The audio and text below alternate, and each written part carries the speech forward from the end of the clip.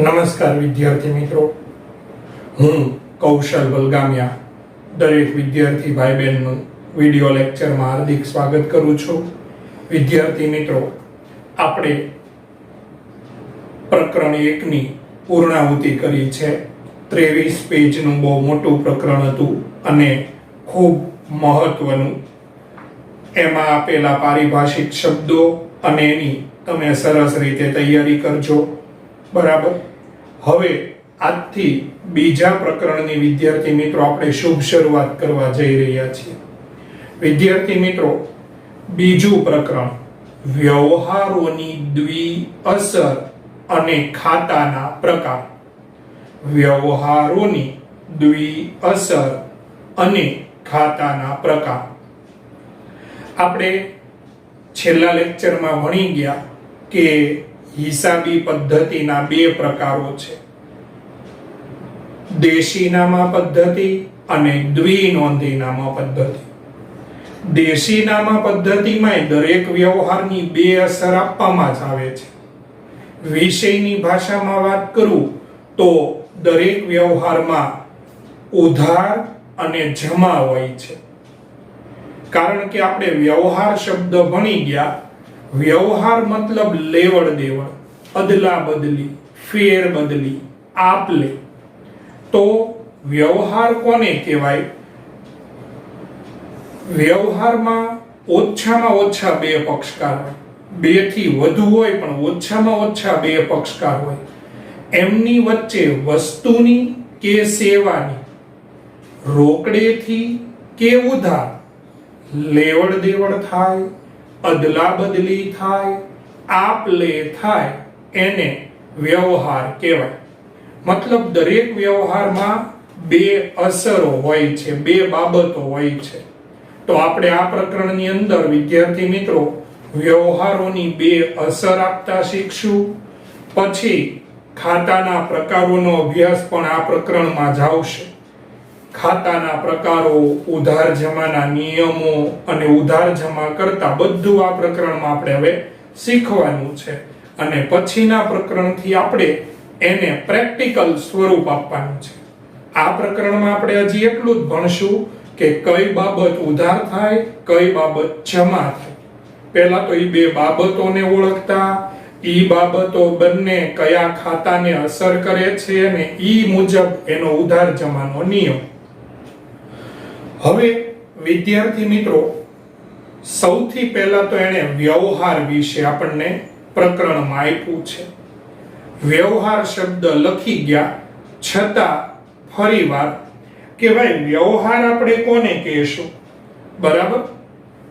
તો ધંધાના ઉદ્દેશથી, ધંધાકીય વ્યવહાર એટલે શું? તો કે ભાઈ ધંધાના ઉદ્દેશથી બે કે તેથી વધુ વ્યક્તિઓ કે સંસ્થાઓ વચ્ચે વસ્તુની એટલે કે માલની કે સેવાની લેવડ દેવડ થાય, અદલા બદલી થાય, એને આપણે વ્યવહાર કહેશું. વિદ્યાર્થી મિત્રો, આ પ્રકરણમાં ફરીવાર આપણે વ્યવહાર વિશે લખી લઈએ. લખો પ્રશ્ન. ધંધાકીય વ્યવહાર એટલે શું? ધંધાકીય વ્યવહાર એટલે શું?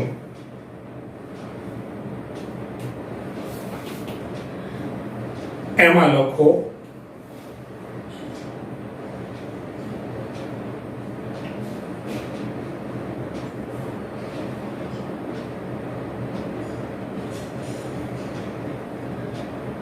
ધંધાકીય વ્યવહાર એટલે બે કે તેથી વધુ વ્યક્તિઓ કે સંસ્થાઓ. આમ તો સંસ્થા એ વ્યક્તિમાં જ આવે એટલે ચોપડીમાં જે વ્યક્તિ શબ્દ વાપર્યો છે એ બરાબર જ છે, પણ તમને અત્યારે વધુ સમજાય એટલે આપણે આ રીતે લખીએ છીએ. બે કે વધુ વ્યક્તિઓ કે સંસ્થાઓ વચ્ચે થયેલ વસ્તુઓ કે સેવાની રોકડેથી કે ઉધાર?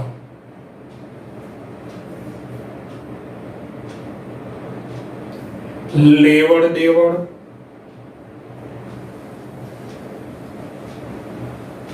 આપ લે,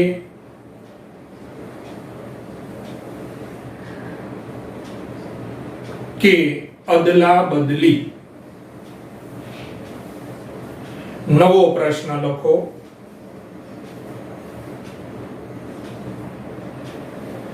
ધંધાકીય વ્યવહારના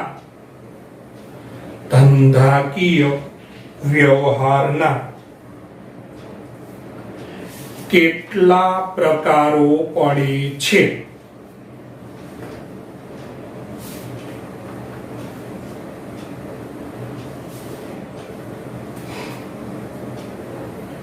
જવાબમાં લખો ધંધાકીય વ્યવહારના મુખ્ય બે પ્રકાર પડે છે.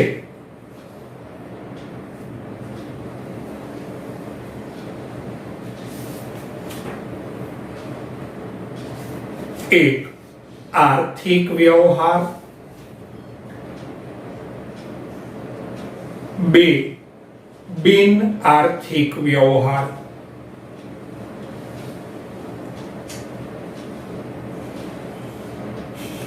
વિદ્યાર્થી મિત્રો અહીંયા ધ્યાન આપજો. ધંધાકીય વ્યવહારના એટલે કે આપણે જેનો હિસાબી ચોપડે એકાઉન્ટ લખાય છે, ધંધાને લગતા વ્યવહારો બે જ પ્રકારના હોય. ચોપડે લખાય અને ચોપડે ન લખાય. ચોપડે લખાય ઈ બધા આર્થિક, જેને તમે ચોપડે ન લખી શકો ને ઈ બધા બિન આર્થિક. આ મેં તમને બહુ સરળતાથી સમજાવી દીધું. આપણે આવું લખશું નહીં, પણ ચોપડે લખાય ની બધા આર્થિક વ્યવહાર, અને જેને તમે ચોપડે લખી જ ન શકો, મતલબ જેનું નાણાંમાં મૂલ્ય ન આંકી શકાય, એ બધા બિન આર્થિક. જેમ કે કર્મચારીઓની પ્રમાણિકતા, સંચાલકની કાર્યક્ષમતા. તમે સંચાલકની કાર્યક્ષમતા માપી ન શકો કે વાલો આટલો નફો થયો તો એમાં આટલી કાર્યક્ષમતાને લીધે આટલો નફો થયો, એનું તમે કોઈ એવું નાણાકીય મૂલ્ય ન આંકી શકો. કર્મચારીઓની કામ પ્રત્યેની નિષ્ઠા, પ્રમાણિકતા, વફાદારી, એનું કોઈ નાણાકીય મૂલ્ય ન નીકળે. ધંધાના માલિકનું મૃત્યુ, કાર્યક્ષમ કર્મચારી હોય ધંધો છોડીને બીજે વયો જાય, આવી બધી બાબતો વિદ્યાર્થી મિત્રો તમે એને નાણાંમાં ન માપી શકો. છે ધંધાના જ વ્યવહાર, જો ધંધાને અસર કરતા છે, પણ તમે એને નાણાંમાં મૂલ્ય આંકીને હિસાબી ચોપડે નોંધી શકતા નથી. એટલે આવા વ્યવહાર જે છે એને બિન આર્થિક વ્યવહાર કહેવાય. અને જેને તમે નાણાંના માપદંડમાં માપીને હિસાબી ચોપડે નોંધી શકો તેવા વ્યવહારને આર્થિક વ્યવહાર કહેવાય. એ પછી રોકડેથી થયો હોય, ઉધાર થયો હોય કે વિનિમય પ્રથાનો વ્યવહાર હોય. તમે જુઓ ઘણીવાર બદલા પદ્ધતિથી વ્યવહાર તો થાય જ છે, પણ હવે એનું પ્રમાણ હાવ ઘટી ગયું છે. તમને હમણાં આપણે એની ચર્ચા કરવાની જ છે, પણ એમ છતાં કે વિદ્યાર્થી મિત્રો તમે જુઓ, વિનિમય પ્રથા, વસ્તુ બદલા પ્રથા, હાટા પદ્ધતિ આપણે પહેલા પ્રકરણની પ્રસ્તાવનામાં ભણ્યા હતા. સાટા પદ્ધતિ હજી અસ્તિત્વમાં છે જ તે, પણ હવે નાણું એ સર્વ સ્વીકૃત માધ્યમ થઈ ગયું છે, એટલે મોટા ભાગના વ્યવહારો એની મદદથી જ થાય છે. પણ હું તમને એક સાવ સાદું ઉદાહરણ આપું કે દાખલા તરીકે ભાઈ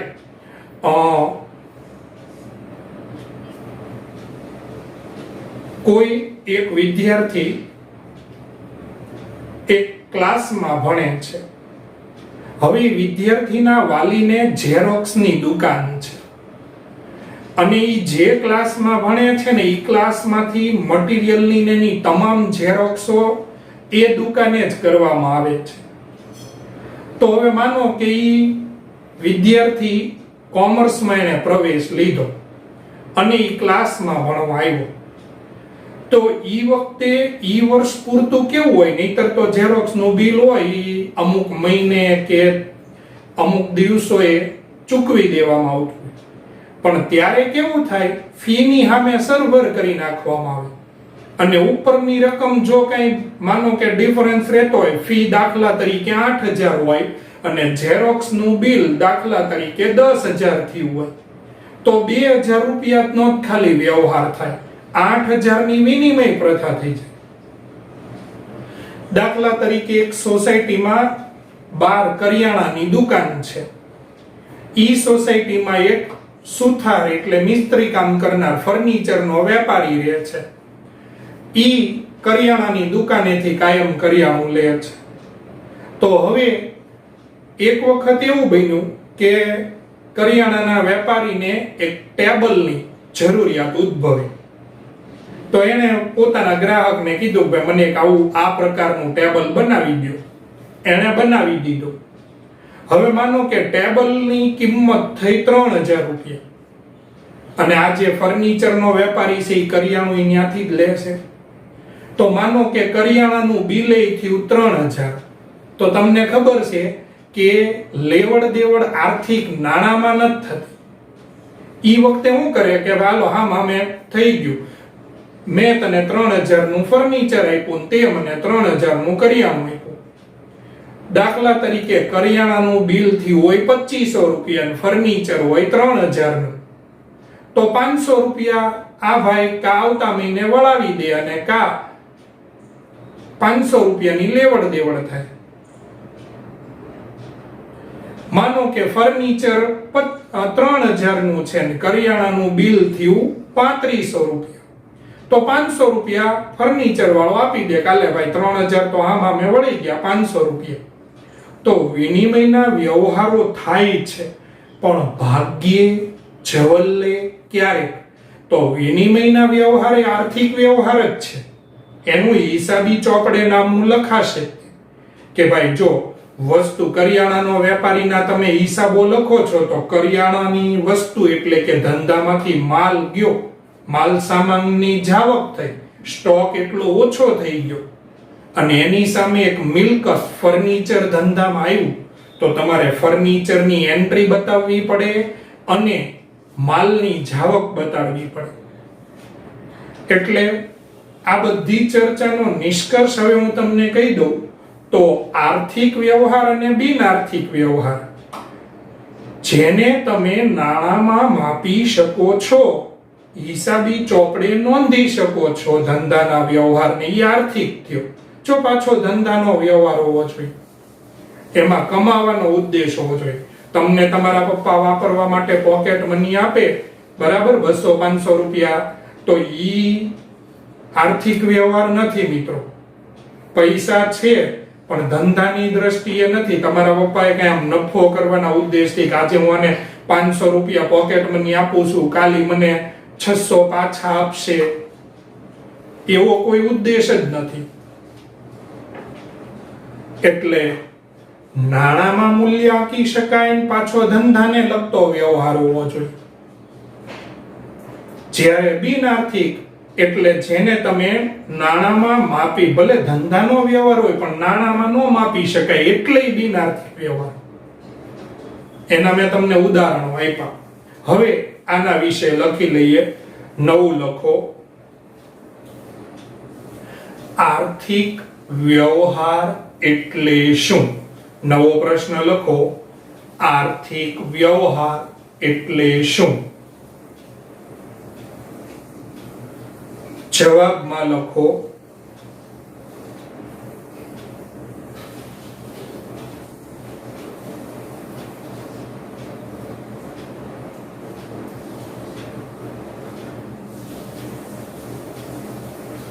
ધંધાની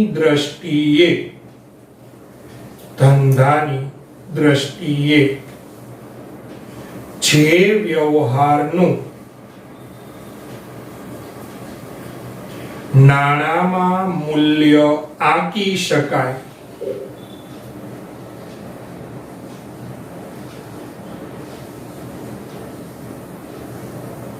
કે જે વ્યવહારો હિસાબી ચોપડે નોંધી શકાય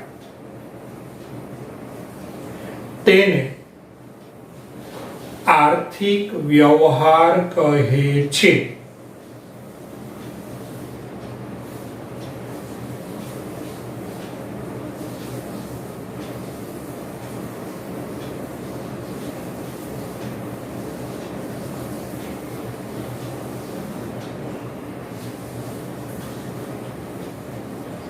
નવો પ્રશ્ન લખો. બિન આર્થિક વ્યવહાર એટલે શું? બિન આર્થિક વ્યવહાર એટલે શું? એમાં લખો ધંધાની દ્રષ્ટિએ જે વ્યવહારનું નાણામાં મૂલ્ય આંકી શકાતું નથી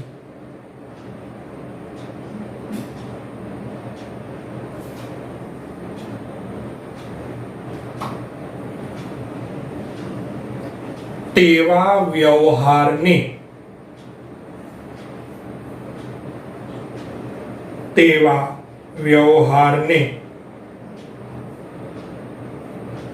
બિન આર્થિક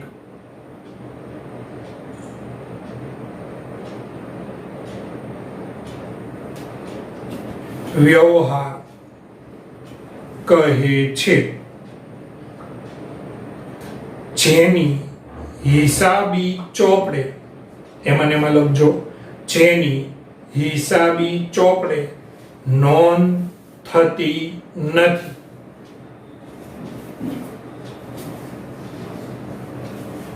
પછીનો પ્રશ્ન આર્થિક વ્યવહારના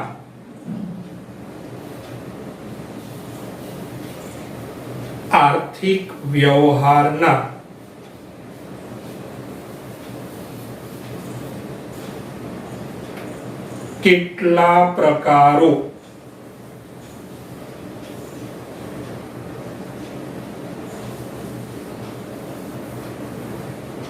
પડે છે? જવાબમાં વિદ્યાર્થી મિત્રો હું જે લખાવું ને એ વસ્તુ તમારે ટેસ્ટમાં લખવાની થશે. બરાબર? લખો આર્થિક વ્યવહારના 3 પ્રકારો પડે છે. આપણે જે ભણવાના છે ને 3 છે. લખો 1 રોકડ વ્યવહાર,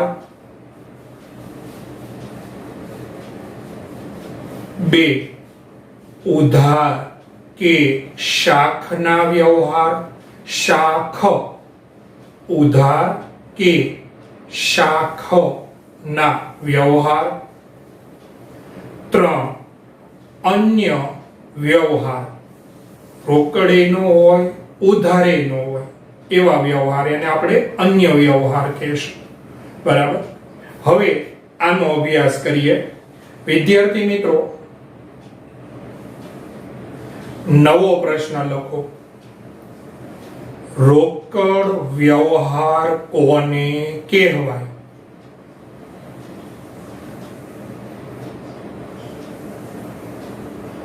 જો આ એક પારિભાષિક શબ્દ જ છે. તમને એમ કહી શકે નીચેના શબ્દો સમજાવો, એમાં તમને શબ્દ આપે રોકડ વ્યવહાર, તો ઈ તમારે પ્રશ્નય કહેવાય ને પારિભાષિક શબ્દય કહેવાય. બરાબર? લખો વ્યવહાર થતાની સાથે જ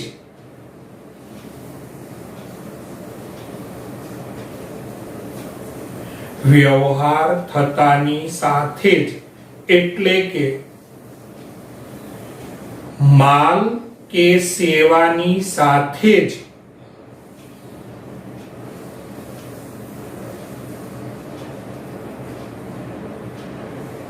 રોકડ કે ચેકની રોકડ કે ચેકની પણ લેવડ દેવડ થાય તેને રોકડ વ્યવહાર કહે છે.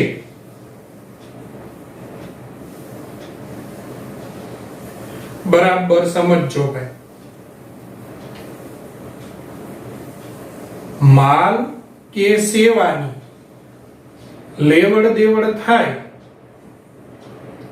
એની હારોહાર જ તે, એની સાથે જ તે. આવું આપણે હારોહાર શબ્દ ન લખાય, પણ આપણે તમે જુઓ બોલવામાં આપણે એમ કહીએ એની હારોહાર જ આમ કામ થઈ ગયું. તો માલ કે સેવાની લેવડ દેવડ થાય એની સાથે જ રોકડા કે ચેકની, જો તમને ખબર છે ચેક એ પણ રોકડ જ ગણાય. તમે પેમેન્ટ કરી દીધું અથવા પેમેન્ટ મળી ગયું જ કહેવાય. દાખલા તરીકે તમે સ્કૂલને ફી ભરવા માટે ચેક આપ્યો તોય તમે ફી ભરી દીધી જ ગણાય, એ રોકડ વ્યવહાર જ છે. પણ તમે નોટો નથી આપી, ચલણી નોટ આપવાને બદલે તમે ચેકથી પેમેન્ટ કર્યું છે, એટલે રોકડની કે ચેકની લેવડ દેવડ માલ કે સેવાની સાથે જ થાય તેને રોકડ વ્યવહાર કહેવાય. નવો પ્રશ્ન. ઉધાર કે શાખના વ્યવહાર, ઉધાર કે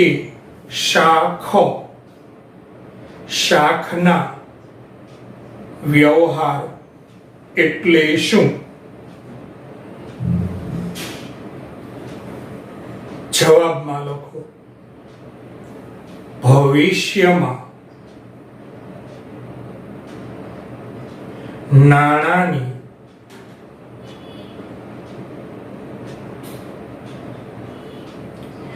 લેવડ દેવડ કરવાની શરતે, નાણાંની લેવડ દેવડ કરવાની શરતે માલ કે સેવાની લેવડ દેવડ થાય તેને ઉધાર વ્યવહાર કહે છે.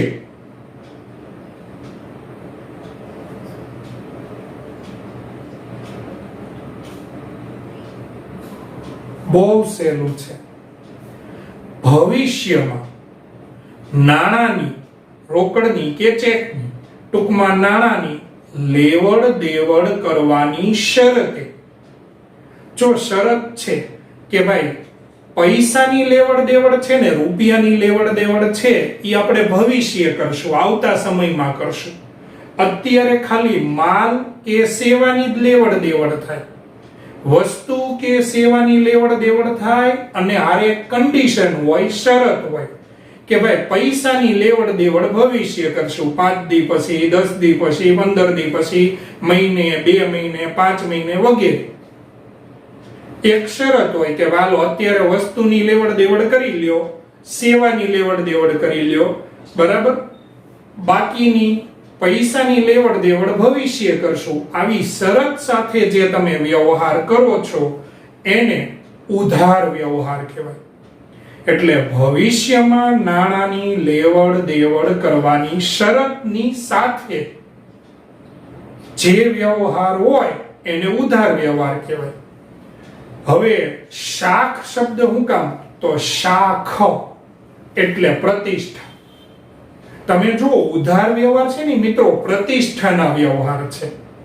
જેની આર્થિક પ્રતિષ્ઠા હોય ને એની હારે જ ઉધારમાં વ્યવહાર થાય, એટલે એને શાખના વ્યવહારે કહેવામાં આવે છે. તમે ઓળખતા તો ઘણા બધાને હો છો. દાખલા તરીકે તમે એક વેપારી છો, તમે ઘણા બધાને ઓળખો છો, પણ તમે બધાને ઉધાર નથી આપતા. જેની આર્થિક પ્રતિષ્ઠા સારી છે એને તમે ઉધાર આપો છો. માનો કે કોઈક વ્યક્તિ હોય અવારનવાર તમને પૈસામાં લબડાવતું હોય તો પછી તમે એની હારે વ્યવહાર બંધ કરી દો છો.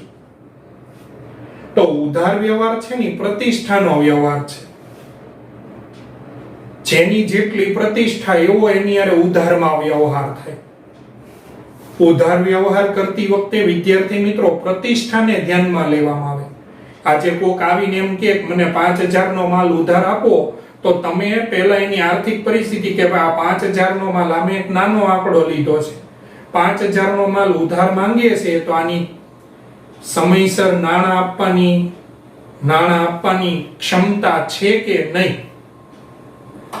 એટલે ખાલી ઓળખવું પૂરતું નથી, જેની આર્થિક ઓળખાણ તમારી પાસે હોય, આર્થિક પ્રતિષ્ઠા હોય, એની હારે તમે ઉધારમાં વ્યવહાર કરશો અને એટલી જ રકમનો કરશો. એટલે ઉધાર વ્યવહાર ઈ શાખ પ્રતિષ્ઠા સાથે સંબંધિત છે. તમે જુઓ, દાખલા તરીકે તમે એક વેપારી છો, તમારે દુકાન છે કે શોરૂમ છે, તો ન્યા દરરોજ નિયમિત ક્રમે એક, જેને આપણે કહીએ ને કે ભિક્ષુક વ્યક્તિ, માંગવા વાળો વ્યક્તિ આવે છે. દરરોજ લગભગ 10:30-11 ની વચ્ચે તમારી દુકાને આવી અને રૂપિયો 2 રૂપિયા તમે જે કઈ એને આપો એ માંગવા આવે છે. તો તમે એને ઓળખો છો, પણ એની પ્રતિષ્ઠા નથી. એટલે કહેવાનો મતલબ, મારું આ એક ઉદાહરણ પાછળનો એક જ ઉદ્દેશ છે કે ઉધાર વ્યવહાર છે ની પ્રતિષ્ઠા સાથે સંકળાયેલો છે. પછી વિદ્યાર્થી મિત્રો,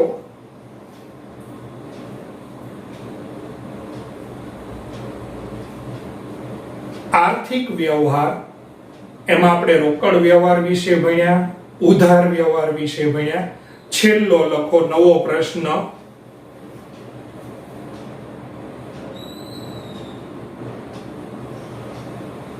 અન્ય વિશિષ્ટ વ્યવહાર કોને કહેવાય?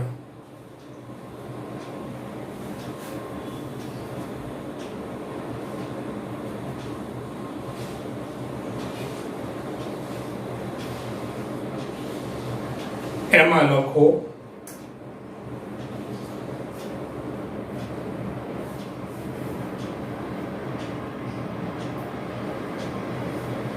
માલ સામે મિલકત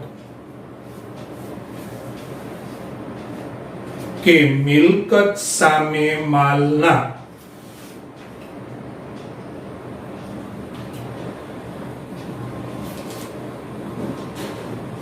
વિનિમયના વ્યવહારને આર્થિક વ્યવહાર ગણી હિસાબી ચોપડે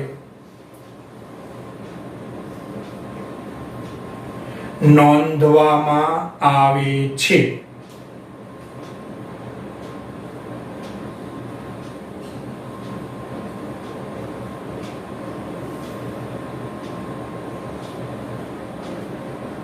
દાખલા તરીકે રૂપિયા 5000 ની કિંમતનો માલ આપી બદલામાં રૂપિયા 5000 ની કિંમતનું ફર્નિચર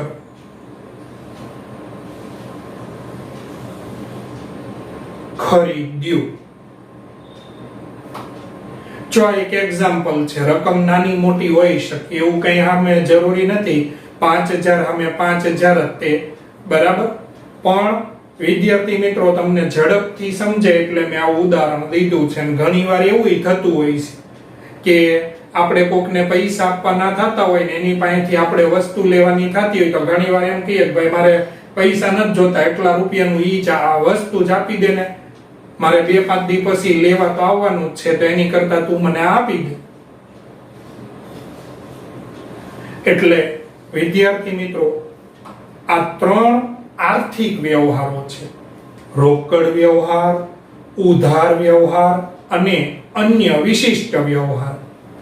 અન્ય વ્યવહારોનું પ્રમાણ મેં તમને કીધું ને, એમ ક્યારેક ભાગ્ય 2-4 દાખલા આપણે પૂરા કરશું ત્યારે કદાચ એકાદો વ્યવહાર આવશે. નહીં આવે એવું નથી, પણ બહુ ઓછા. એમ કહેવાય ને 5 દાખલા ગણો ને તો એમાં મૂળ એક વ્યવહાર આવ્યો હોય. બાકી તમારે જે કામ કરવાનું છે, જે શીખવાનું છે, સમજવાનું છે, એ રોકડ વ્યવહાર અને ઉધાર વ્યવહાર છે. તો હવે પછીના લેક્ચરમાં આપણે રોકડ વ્યવહાર, ઉધાર વ્યવહાર ઓળખતા શીખશું અને એનો તફાવત એ લખશું. બરાબર? ઓકે, ચાલો આજના લેક્ચરમાં વિદ્યાર્થી મિત્રો અહીંયા સુધી રાખીએ છીએ. Okay, thank you all of you.